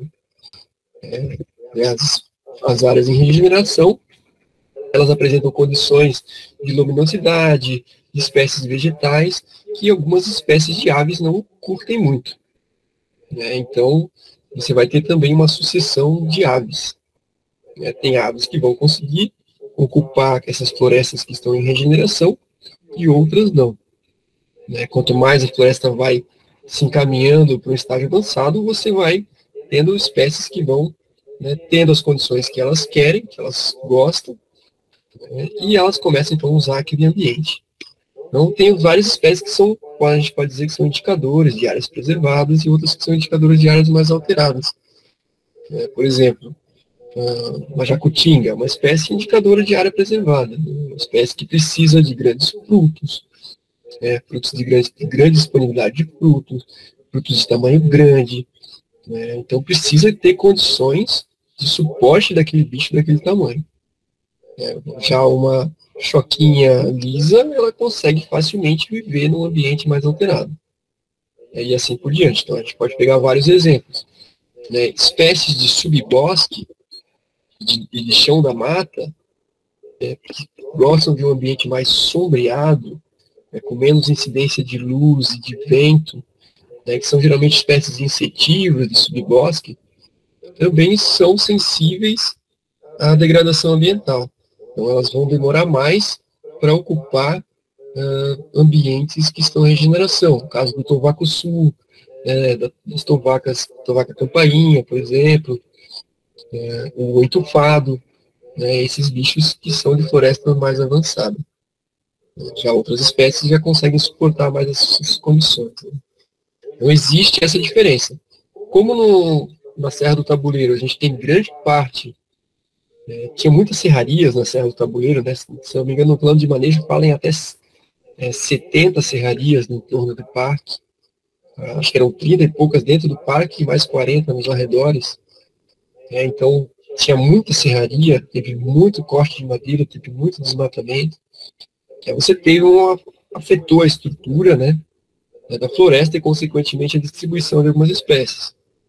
Então, tem espécies que a gente só vai encontrar em determinados pontos mais preservados do parque. Mas, por exemplo, eu já vi o patinho de asa castanha numa matinha secundária ali do Hotel Plaza, uma mata que está em regeneração, tem uns 30 anos, pelo menos. Então, é legal ver esses bichos começando a colonizar essas áreas lentamente. É isso aí, João. Muito legal, cara. Obrigado. Isso é só uma ideia de chamar atenção também, né, para o pessoal, principalmente que passarinha muito na floresta umbrofiladense, né, quando a gente fala em termos mais de observação de aves, o ponto do bicho é aquele, né? Pô, por que será que o bicho não está distribuído na floresta toda, né? Então, a gente começar a ter esse olhar também, né? Pô, esse bicho aqui está só onde a floresta é muito alta, com muita bromélia, né? Por exemplo, o trepador sobrancelha, né? Um bicho super associado a áreas com muita bromélia, né? Tu não vai achar um trepador sobrancelha numa matinha jovem com pouca bromélia. Então é muito interessante, Guilherme, tu falar, chamar atenção para isso, porque a gente acaba desenvolvendo mais esse olhar, né? A gente se torna melhores observadores de aves, também entendendo a estrutura dos ambientes que a gente visita. Então, obrigado aí por essa fala, acho que ficou bem bacana. Pessoal, fiquem à vontade, tá? Acho que a gente ainda tem um pouco de tempo hábil aí antes das 2, fiquem à vontade. Ô, Guilherme, tu falou sobre as madeireiras, eu conversei com um cara ali das redondezas, ele falou que tem uma trilha, que daí não é direção a Pilões, é outra direção, que quando tu chega lá em cima, tu encontra máquinas e tratores abandonados da década de, sei lá quando, acho que é referente ao que tu tá falando ali. elas estão abandonadas no meio da mata. A vegetação já tomou conta de vários tratores e máquinas. Ele falou o nome do morro lá, mas eu não lembro. Outra curiosidade lá de Pilões, a gente está começando a corujar lá, né? Eu te falei, né? Sempre tem uma surpresa diferente. Só que é tenso, cara, corujar lá, cara. É tenso que a gente fica prestando atenção, ver se sobe algum carro, alguma coisa, porque, como eu te falei, é uma área de desova, né? E a última curiosidade é o seguinte, tu sabe aquele trecho que desce até a cachoeira, né? Qual cachoeira? Aquela cachoeira de Pilões ali, né? Ah, tá, de Pilões, tá. Descida, né? Quem frequenta lá, não sei se já reparou, mas às vezes vai encontrar árvores cortadas bloqueando o acesso. E eu conversando com o morador, parece, ele, não sei se é verdade, mas ele me informou que é o seguinte, tem um outro local mais embaixo que o cara cobra para entrar para tomar banho, que todo mundo conhece o local ali, né? Sim. Uhum. Sabe qual é, né? Sim, então sim, parece que ele paga pessoas para ir lá de moto, com motosserra, para cortar as árvores e obstruir o caminho para ninguém frequentar ali em Pilões, que é de graça, seria. E aí os moradores dali sobem depois com motosserra de novo, cortam as árvores e desobstruem aquilo ali. Então fica essa... Ele que me informou isso aí, cara, eu não sabia. Uma hora não vai mais ter árvore, né? Isso, então o cara paga para cortar a árvore para ninguém tomar banho ali. E aí os moradores vão lá e cortam as árvores para poder desobstruir, cara. É que ali em Pilões, cara, é bem o limite, aquele Vale de Pilões tem um ponto inicial que não é parque. Sim. Né? Então eu não sei exatamente onde que começa o parque ali ou não. Sim. Eu sempre tive essa dúvida. Se é na represa da Kazan, lá em cima já, ou se é mais para baixo, eu não tenho essa noção direito. Eu sempre tive essa dúvida. Né? Porque ali, se for uma área particular, né, o cara vai se achar no direito de fazer isso, né? Mas se for dentro do parque, ele não pode fazer isso. Né? Uhum. Então eu tenho que ver exatamente onde é que é esse limite, né? Isso. Eu sempre tive essa dúvida. Eu nunca soube se Pilões fazia parte ou não. Faz. Se o limite aqui do mapa do Wikiavis, por exemplo, tiver certo, que marca como verdinho, todo aquele valezinho de entrada ali, onde já está desmatado, onde tinha bastante eucalipto, né, um tempo atrás, toda aquela parte ali, até a gente já entrando na ilha, já faz parte do parque. Se esse mapinha em verde aqui do Wikiavis estiver certo, né? Não sei se está atualizado ou não. Mas o que parece aqui é que toda essa parte ali do valezinho antes, toda essa parte ali, até já começando a entrar dentro do mato mesmo ali, já faz parte da Serra do Tabuleiro mesmo. E aí também o cara tá dentro do parque cortando árvore, né, cara? Que é uma palhaçada. Eu queria fazer uma observação. Bom, ali o Pilões é bom fora da temporada e durante a semana, né? Nos dias frios, ele não encontra ninguém. Mas no verão... Esse calor é cheio, né? Só que no verão... já arrombaram meu carro ali. Isso, já teve vários casos de carro arrombado ali. Então não dá para deixar o carro ali naquela entradinha que vai descer para a cachoeira. Tem que subir em direção à Kazan e deixar lá em cima e voltar. Eu queria fazer mais uma observação. Há uns 2 anos atrás, eu andei todos os meses do ano, praticamente, dentro do tabuleiro, todas as estações do ano, e na trilha ali que eu comentei, que a trilha começa na Ponte de Pedra, o cara botou uma placa ilegal, porque ali, segundo o mapa atualizado, ali já é o parque, né? A APA termina antes. Eu vi prócnias no Dicolis ali, eu ouvi em todos os meses do ano. E segundo um morador local lá, elas ficam ali, algumas não vocalizam, né? Fora da fase reprodutiva, né? Não, isso pode acontecer muito. A araponga, ela pode ficar no local, mas sem vocalizar, né? E aí é muito difícil detectar ela, porque ela é um bicho de copa, né? Então é muito difícil de ver. Mas eu acredito que pode ter algumas populações que ficam, mas em setembro, a partir de setembro, elas começam a cantar mais, aí é mais fácil de achar, né? Aí realmente fica mais tranquilo. Acho que o Otávio ergueu a mão. Otávio, fica à vontade também, pode falar. O Guilherme, uma pergunta.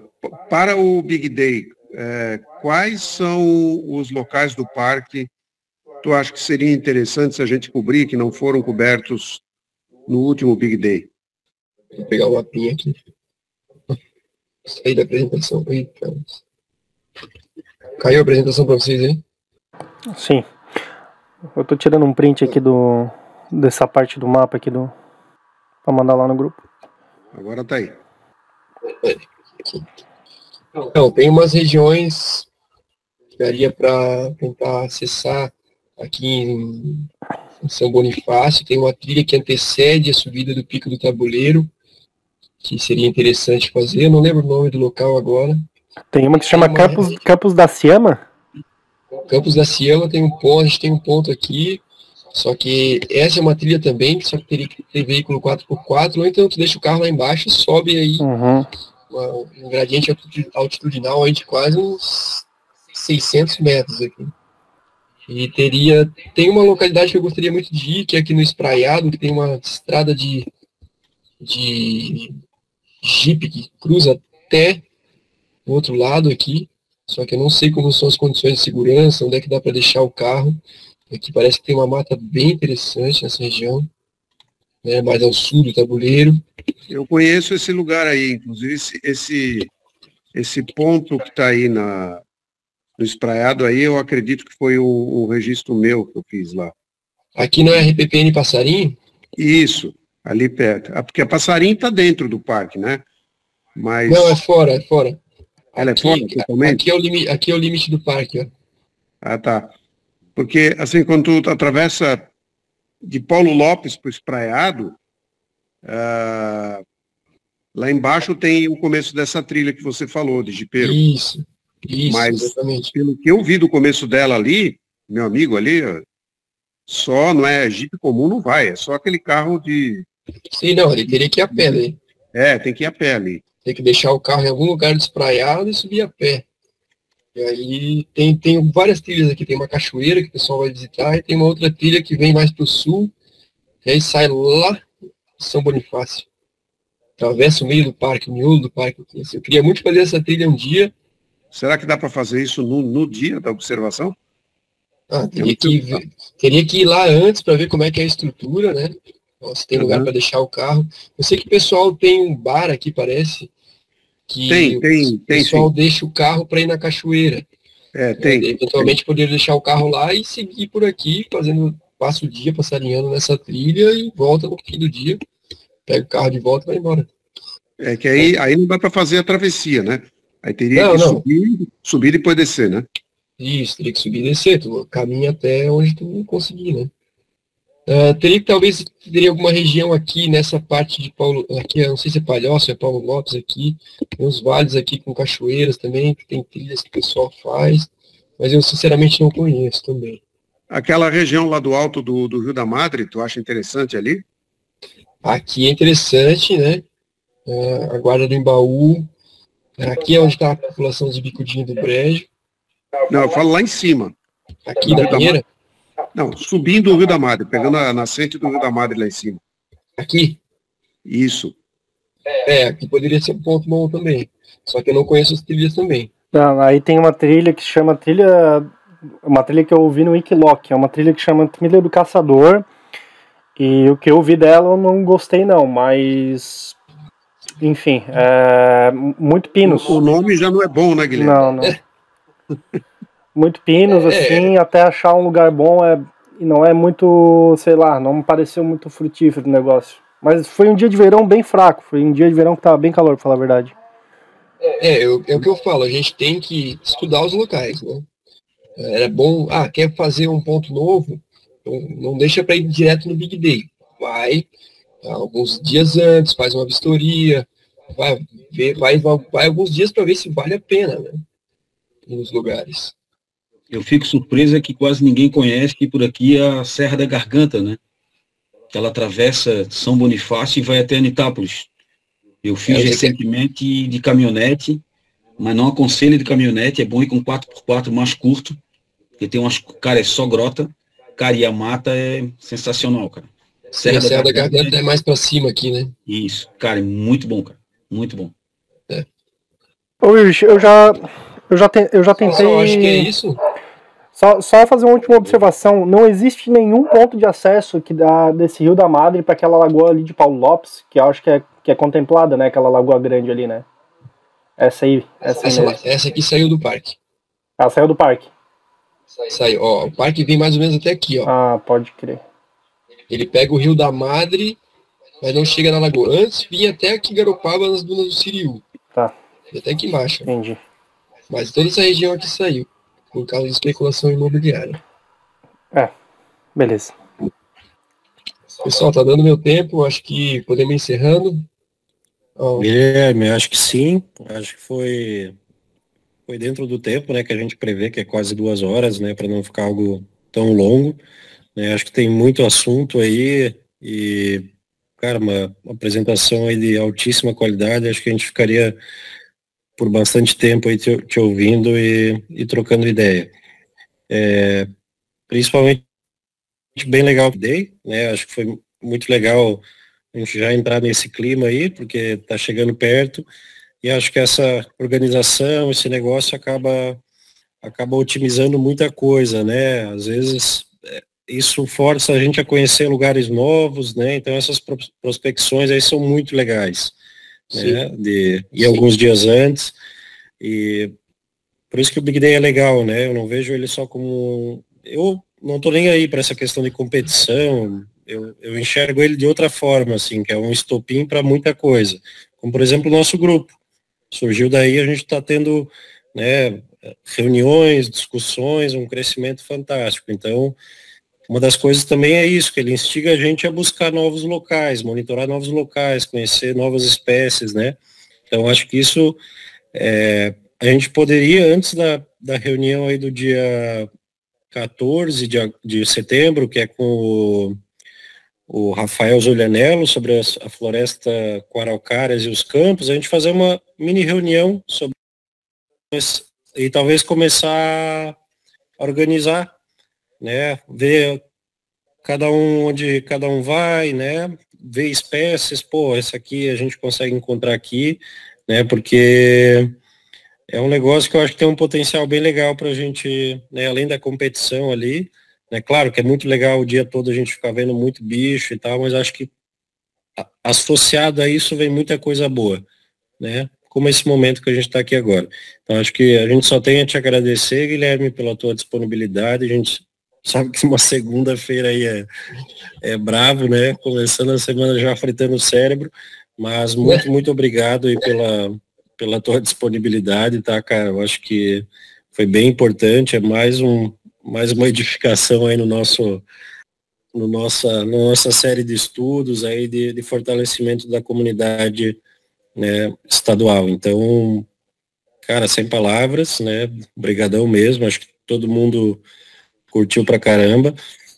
E a gente segue aí tentando organizar esse Big Day, que eu acho que pode sair coisas novas bem maneiras. Beleza, pessoal? Então, muito obrigado aí também a vocês que ficaram aí trocando ideia, né, trazendo perguntas. Mais uma vez, a segunda-feira é brabo, né?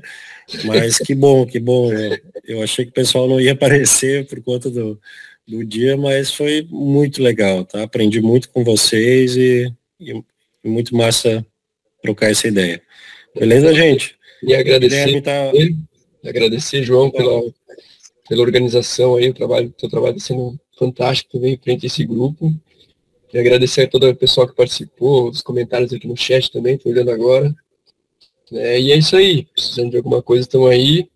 E bora para próximas palestras e tentar organizar um Big Day legal aí nesse outubro aí. Show? Isso aí. Obrigadão, pessoal.